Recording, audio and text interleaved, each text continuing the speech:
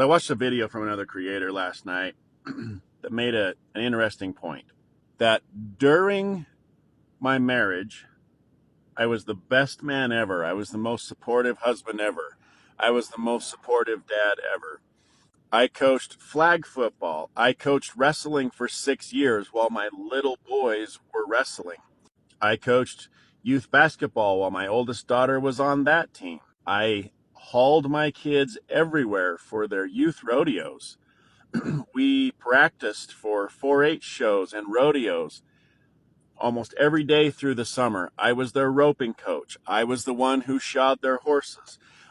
Was also their horse dentist, and I was the mechanic and the farmer and the initial dog trainer in our dog business, and I was the one who worried about finding the pallets of dog food that we used in our business. I was the one tasked with finding the hay for all the horses and feeding the cows and calving out the cows, and I was the superstar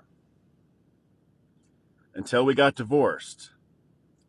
And then I was banished to my RV trailer in our driveway. And then I was a dangerous dad. I feel so sorry for a lot of these guys.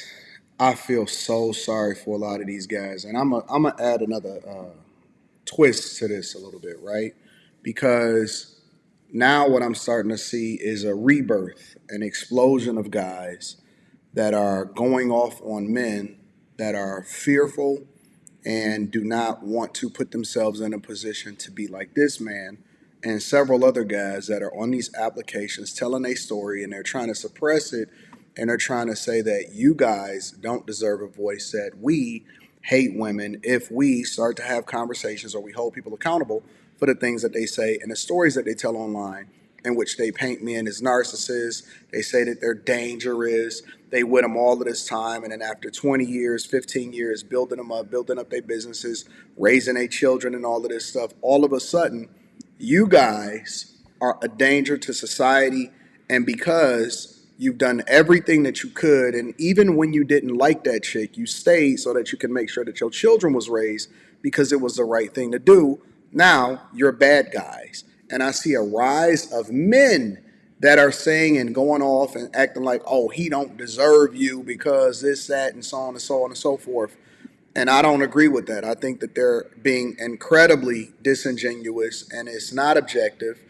And it's unfortunate that this is happening, because the more men that are actually honest about their experiences, both good and bad, will give a more informed perspective, and it has to force something to change. Because guys, a lot of them, there are some that's still taking the bait and they willing to even become step baby daddies, but guys to a larger extent are now making more informed decisions, and they are opting out of getting into this type of situation. And here's the worst part about the whole situation: as much as guys love their children, because of the person that their woman turned into after they got divorced, they would choose, if they had to do it all over again, not to even put themselves through these paces, because in the end, it's not even worth it. That's the heartbreaking part about it. And I don't like to see guys suffer in this way, because these guys, like, he just painted this picture of what all he's done and how much he's involved in his children's life. And here's the interesting part, the really interesting part about it. Have y'all noticed that guys don't throw their girl under the bus in the same way, or their ex wife under the bus in the same way that women throw the man under the bus? The man tells his story, right? His story, history.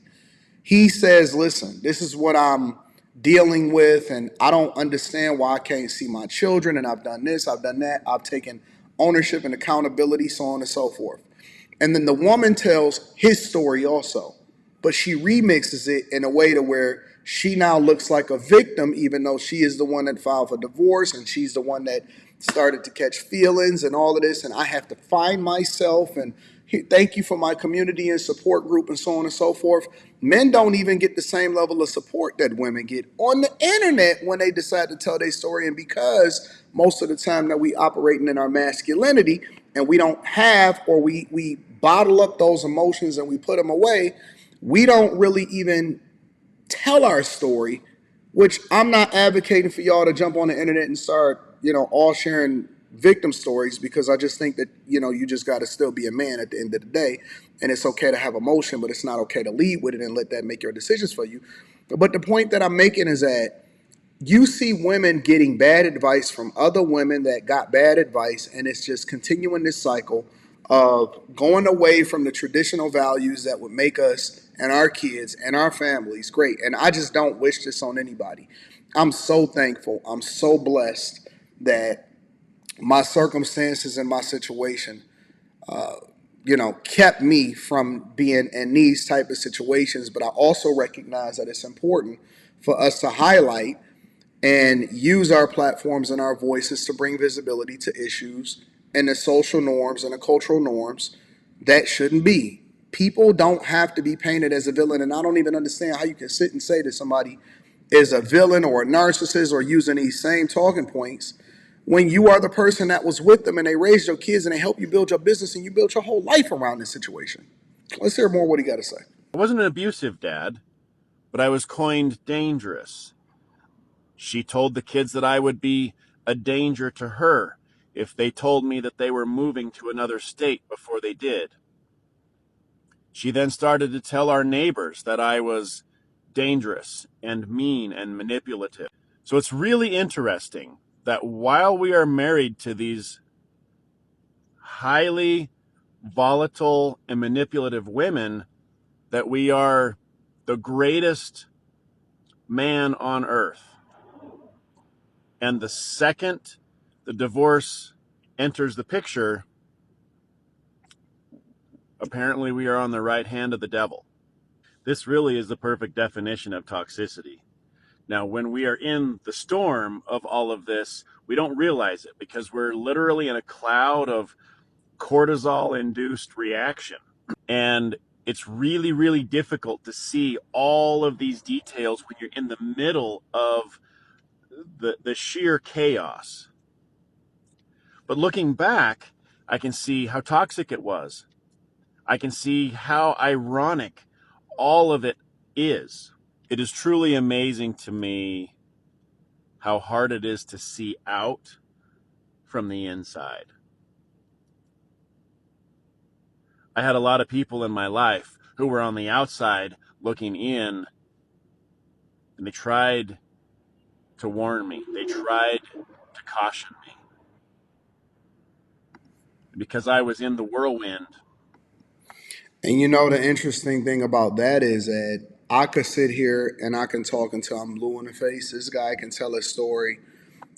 We can warn people every single day about the peril that awaits you if you are not careful about a person that you're equally yoked with.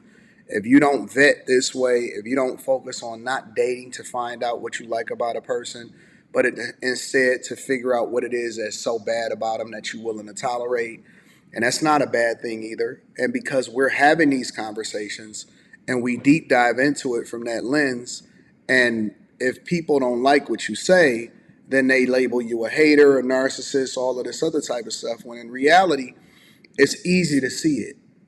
A lot of guys just don't see it because they so, you know what I'm saying? They so blinded by what the situation is that's right in front of them or what their desires are that they can't look at all of the other factors that would play a role in whether or not you would be successful inside of this relationship. Always like to give credit to the content creators. Make sure you tap into the Patreon. Link is in the description. Teach Henley, 40% off your first order, 20% off for life. Get your free gift. You know what it is. I love y'all. I appreciate y'all. Make sure y'all tap into the Patreon. We're going to be doing some great things this weekend.